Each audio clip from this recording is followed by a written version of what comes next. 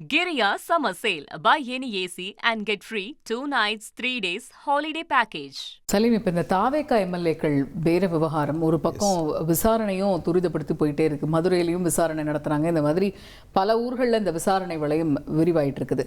இது சம்பந்தமாக நடந்த கோர்ட் ப்ரொசீடிங்ஸ்லாம் நம்ம பார்க்கும்போது இதில் ஹவாலா பணம் உள்ள இருக்குங்கிற ஒரு சந்தேகம் இருக்கு. அது தொடர்பான விசாரணை ஒரு பக்கம் போயிட்டு இருக்குன்னு காவல்துறையினருமே சொல்லியிருந்தாங்க. அமலாக்கத்துறை சும்மா இருப்பாங்க. ஹவாலான்னு சொன்னா அந்த ஒரு டேர்ம் போதும் இல்லையா? அதை வச்சு தானா முன்வந்து அமலாக்கத்துறை இந்த வழக்கு பதிவு செஞ்சிருக்கிறாங்க அப்படிங்கிறத பார்க்குறோம்.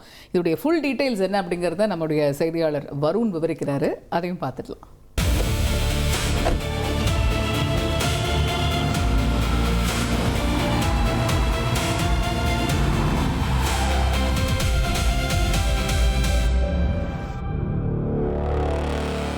தமிழக அரசியல்ல பெரும் பரபரப்பை ஏற்படுத்தி இருக்கக்கூடிய தாவேகா எம்எல்ஏக்களை விலைக்கு வாங்க பேரம் பேசப்பட்ட வழக்கு நாளுக்கு நாள் புதிய திருப்பங்களை சந்திச்சு வருது. இப்ப இந்த வழக்குல அமலாக்கத்துறையும் தாமா முன்வந்து விசாரணையை தொடங்கி இருப்பதால இந்த விவகாரம் புதிய கட்டத்தை எட்டி இருக்கு. அரசியல் களத்துல பெரும் பரபரப்பை ஏற்படுத்தி இருக்கக்கூடிய இந்த விவகாரத்துல என்ன நடக்குது அப்படின்றத நாம இப்ப பார்த்திடலாம். முதலமைச்சர் விஜய் தலைமையிலான தாவேகாவினுடைய ஆட்சியை கவிழ்க்கக்கூடிய நோக்கில் சபாநாயகருக்கு எதிராக நம்பிக்கையில்லா தீர்மானத்தை முன்வச்சு சிலர் தன்னிடம் 35 கோடி பேரம் பேசியதா எம்எல்ஏ இளையராஜா சென்னை காவல்துறையில புகார் அளிச்சிருந்தார். இந்த புகாரின் பேர்ல திருவல்லிக்கேணி போலீசார் வழக்கு பதிவு செய்து தொடர்பா விசாரணையை தொடங்கி இருந்தாங்க. அந்த வகையில் இது தொடர்பாக சென்னை அரும்பாக்கத்தைச் சேர்ந்த திருநாவுக்கரசு, மேடவாக்கத்தைச் சேர்ந்த தியாகராஜன், பெசன்ட் நகரைச் சேர்ந்த நரேஷ், கரூரைச் சேர்ந்த திமுக பிரமுகர்களான ரமேஷ், அப்புறம் கார்த்திக் ஆகிய 5 பேர் இந்த வழக்கில் மிக முக்கியமான குற்றவாளிகளாக கருதி கைது செய்யப்பட்டு அவங்க 5 பேர்கிட்டயுமே போலீசார் தொடர்ந்து விசாரணையும் மேற்கொண்டு வந்தாங்க. அவர்கள்கிட்ட நடத்தப்பட்ட விசாரணை அடுத்து கைது நடவடிக்கை மேலும் தொடர்ந்து இருந்தது. அந்த வகையில் திருநாவுக்கரசு, நரேஷ், தியாகராஜன் ஆகியோருடைய கூட்டாளிகளா செயல்பட்டதா சொல்லி இந்த செல்வம், சீனிவாசன், ராஜேஷ் மற்றும் கிருஷ்ணா ஆகிய இந்த 4 இந்த வழக்கில் கைது செய்யப்பட்டிருந்தாங்க. இப்படி கைதானவர்களோட சிங்கப்பூரை சேர்ந்த தொழிலதிபர் ஒருவரும் அடிக்கடி செல்போன்ல பேசியதா கண்டறியப்பட்டுச்சு. இதுல சட்டவிரோத ஹவாலா பண பரிமாற்றமும் நடந்ததா கூட சொல்லப்படுது. அந்த சிங்கப்பூர் தொழிலதிபர் லக்ஷ்மண பெருமாள் சென்னையில் இருக்கக்கூடிய அரசியல் பிரமுகர்கள் பலர்கிட்ட நெருங்கிய தொடர்புல இருந்திருப்பதாகவும் இந்த தொடர்பின் மூலமாவே தான் குறிப்பிட்ட அரசியல் கட்சியைச் சேர்ந்த சிலர் லக்ஷ்மண பெருமாளை தொடர்பு கொண்டு பேசியிருக்காங்க. அவர்களுடைய ஆலோசனையின் பேர்ல தான் தாவேகா எம்எல்ஏக்களை இழுப்பதற்காக சிங்கப்பூரில் இருந்தபடியே லக்ஷ்மண பெருமாள் சென்னையைச் சேர்ந்த நபர்களோட போன்ல பேசி இருக்கிறார் அப்படின்றோ இவர் சென்னை முன்னாள் அமைச்சர் ஒருவருக்கு பினாமியா செயல்பட்டதாகவும் கூட சொல்லப்படுகிறது.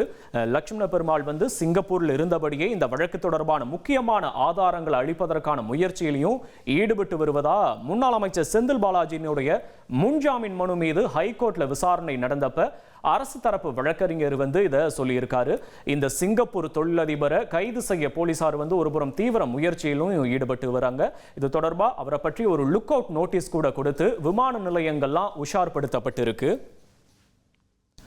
மேலும் இந்த வழக்கில் போலீசாரால் தேரப்பட்டு வந்த முன்னாள் அமைச்சர் செந்தில் பாலாஜிக்கும் அவருடைய தம்பி அசோக் குமாருக்கும் சென்னை உயர்நீதிமன்றம் முன்ஜாமீனும் வழங்கி இருக்கிறது. அவர்களுக்கு பல்வேறு நிபந்தனைகளையும் சென்னை உயர்நீதிமன்றம் பிறப்பித்திருக்கிறது. அவர்கள் இருவருமே திருவல்லிக்கேணி போலீஸ் நிலையத்தில் தினமும் காலையும் மாலையும் ஆஜராகி கையெழுத்திட வேண்டும் அப்படின்னும் போலீஸ் விசாரணைக்கு முழு ஒத்துழைப்பு கொடுக்கணும் அப்படின்னு கூட நீதிமன்றம் உத்தரவு பிறப்பித்திருக்கிறது. இப்படி இருக்கையில் மறுபக்கம் இவ்வழக்கில் கைது நடவடிக்கை தொடர்ந்து கொண்டேதான் இருக்கிறது. அந்த வகையில் திருப்பூர் மாவட்டத்தைச் சேர்ந்த காங்கேயத்தைச் சேர்ந்த மருத்துவர் ராஜசேகர் அப்புறம் சேதுராஜன் ஆகிய இருவரும் தமிழக வெற்றிக் கழக சட்டமன்ற உறுப்பினர் ஒருவர்கிட்ட பேரம் பேசியதா சொல்லி காவல்துறையினரால கைது செய்யப்பட்டிருக்கிறாங்க. இப்படியாக இதுவரைக்கும் 11 பேர் கைது செய்யப்பட்ட நிலையில இந்த வழக்கில் மேலும் 3 பேர் கைது செய்யப்பட்டிருக்காங்க. யாருன்னு பார்க்கும்போது மதுரையைச் சேர்ந்த கணேசன், ரகு பிரகாஷ், சாமியப்பன் ஆகிய 3 பேரை தான் திருவல்லிக்கேணி போலீசார் இந்த வழக்கில் கைது பண்ணியிருக்காங்க.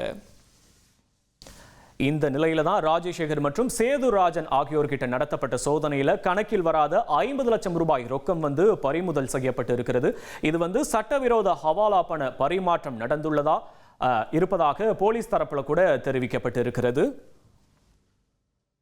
இதை தொடர்ந்து இந்த வழக்கை அமலாக்கத்துறை தாமாக முன்வந்து விசாரணையை கையில் எடுத்திருக்கிறது. இந்த வழக்கில் கணக்கில் காட்டப்படாத ரூபாய் 50 லட்சத்திற்கும் அதிகமான பணம் பறிமுதல் செய்யப்பட்டதும் குறித்தும் அமலாக்கத்துறை விசாரணையை நடத்தி இருக்கிறது.